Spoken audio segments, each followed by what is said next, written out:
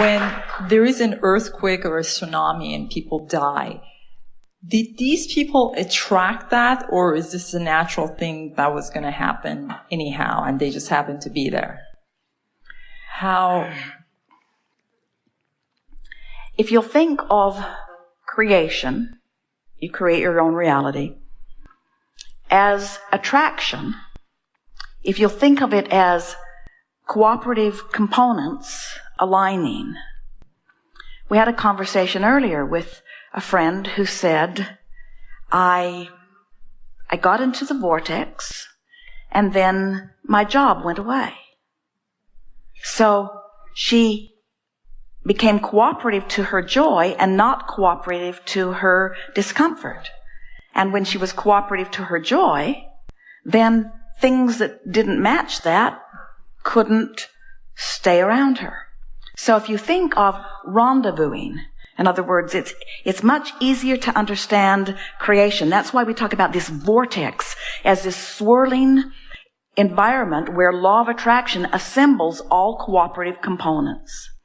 So when you begin to look at anything that happens and you study it enough to get inside it enough to understand the attitude and the feeling of the majority of those who were having the experience, then you begin to understand why some people showed up in the Twin Towers on that day and some didn't.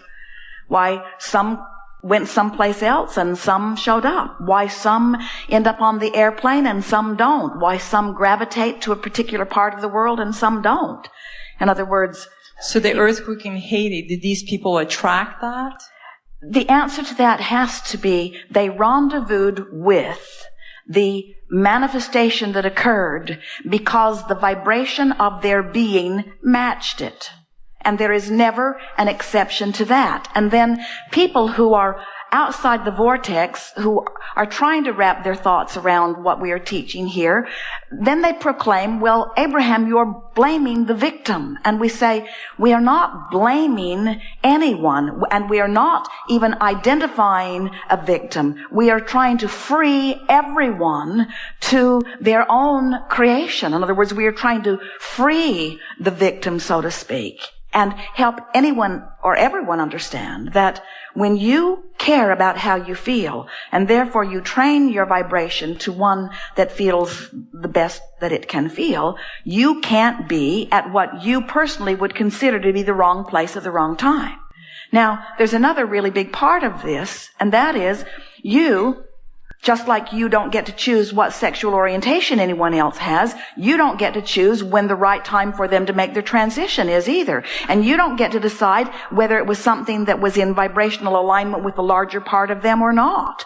In other words, you can't know what matches for anybody else. You can only know for yourself. And that's what makes these questions so interesting or so hard to understand the answers to. You would say, well, from my joy of life and from my understanding of what life is about, I don't want to be someplace where I'm taken out by a tsunami or by an earthquake. And we say, and from the vibrational nature that you've got going on, it's not in your vibrational escrow that would happen to you when you tune to the vibration of who you are, you see. But you just can't decide what was the right manifestation for other people. It is helpful when you say whatever the manifestation is matches the vibration. And you can't know whether the vibration was being offered because they were outside the vortex or because they were inside the vortex. That's the thing that is so interesting about the death experience. Some people make their transition because they are so in sync with the vortex that it's just the next logical step. Some make their transition because they are so out of sync with their vortex that the contradiction or the discord between who they're allowing themselves to be and who they are really being is so huge that their physical experience can no longer sustain them. But the reason their physical experience can no longer sustain them, stay with us, you're really going to like this, is because when you really know what you don't want, you've really asked for what you do want. And so anytime someone goes out in tragedy, what it always means is the asking of their life, of knowing what they don't want, caused them to ask for what they do want in such a significant way that it took something like that to bring it about. Did that make sense to you?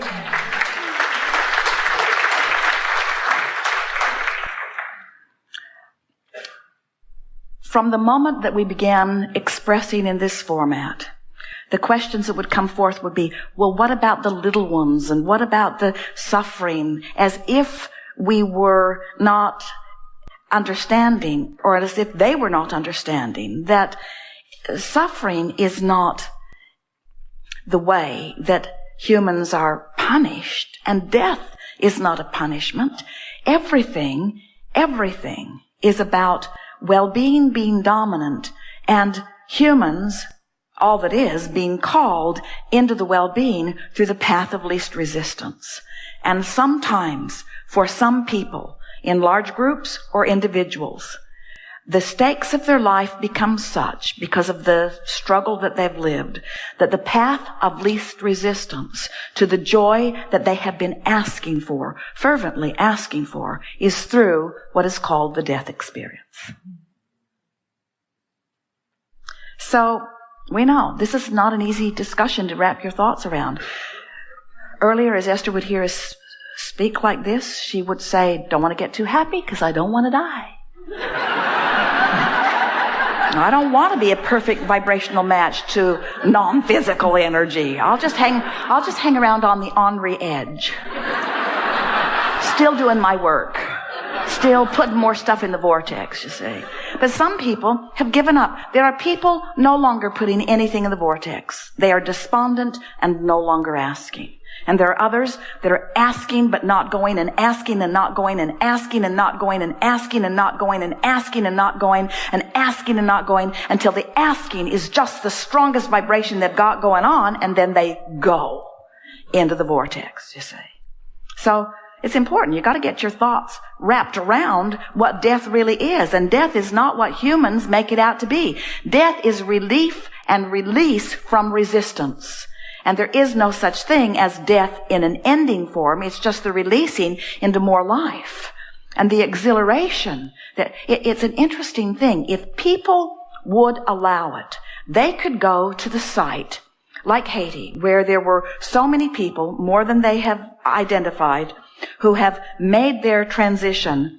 And in that exhilaration that those souls are feeling, in the newfound freedom of releasing the bondage and resistance of their experience, it could be the most glorious destination, vacation site on the planet if you were tuned to the vibration of well-being. But if you go looking for the devastation, you deprive yourself. In other words, any of you have had anybody croak? Anybody know anybody that croaked lately? Haven't you felt the energy of well-being that surrounded the celebration of the death? In other words, there's a party going on big time in non-physical. In other words, you should feel what it feels like to someone who's been resisting their well-being for a while, who in one fell swoop lets go of all resistance and moves suddenly into this energy of who they are, suddenly knowing their value and knowing their worthiness and knowing the very beingness of existence, knowing what true love is, knowing the fullness of all of that, and being able to look into the physical experience and know the value of every bit of that. Oh, what a non-physical party we're having. But most people don't even allow themselves even a smidgen of that energy that always surrounds the death experience. And so then imagine what it must be around a death experience. There is energy flowing as all of those people are, for the first time in maybe their whole life, allowing themselves to really be who they are, you see. And so it's hard for us to call that a tragedy. It's hard for us to call any death a tragedy, you see. And only those outside the vortex do, really. You are never guarded about death from inside the vortex. Because you really want to know? When you're in the vortex, you are dead. In the sense that you are resistant free. And that's the best definition of non-physical that we could give. Resistant free. When you're in the vortex, you don't have that physical, resistant, hanging back, cumbersome, human energy. When you're in the vortex, you're as close to dead as it gets. Sweet. Sweet. Sweet.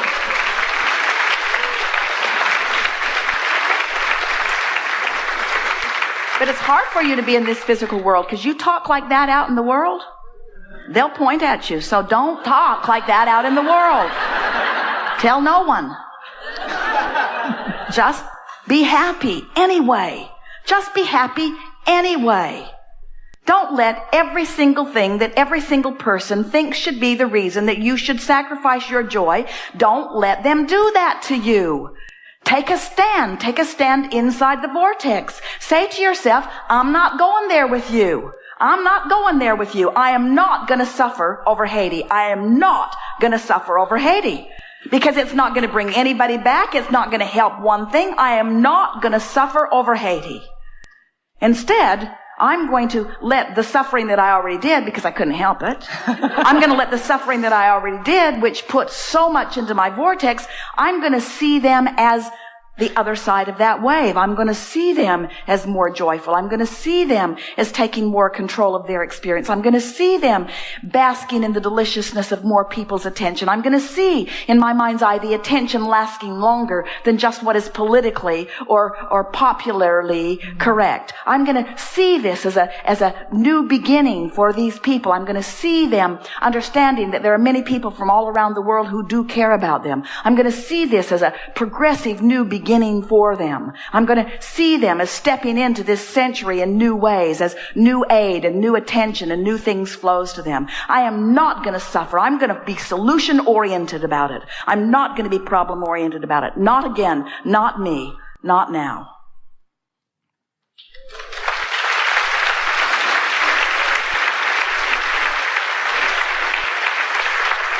And then you get in on the true celebration. Then you get in on the celebration of those who made their transition, who then understand the value of what they lived, you see. You don't come forth to fix a world that is broken. This world is not broken. You come forth because you are a creator, and it is fun to create. And if it's not fun, then you are not the creator that you came forth to be, you see.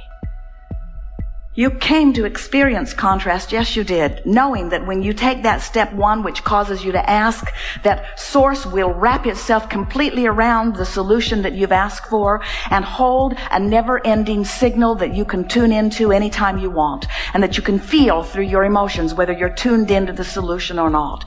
And when you care about how you feel and you take that step 3, which is the allowing step, and you come into alignment with what you have asked for, and you take that expansion, you feel as glorious in the expansion as the source within you did when you first gave that expansion to the source within you. And anything less than that is sort of squandering life. You didn't come forth to spend all of your time in step 1. You did not come to make a career out of suffering or step 1. You did not come to struggle your way into your expansion. You came forth to choose your way. You came forth to feel the variety into expansion, but you came to focus yourself. What you said you would do, I'll go forth and I'll see variety and I'll choose what feels best, and then I'll see more variety and I'll choose what feels best, and I'll see more variety and I'll choose what feels best, and in doing so I will live a joyful life as I help in the expansion of the universe. Not one of you said, I'll go forth and suffer my way. I'll suffer. I'll really put good stuff in the escrow for others. I'll deprive myself of it, but I'll put good stuff in the escrow for others. Not one of you said that, you say. Good.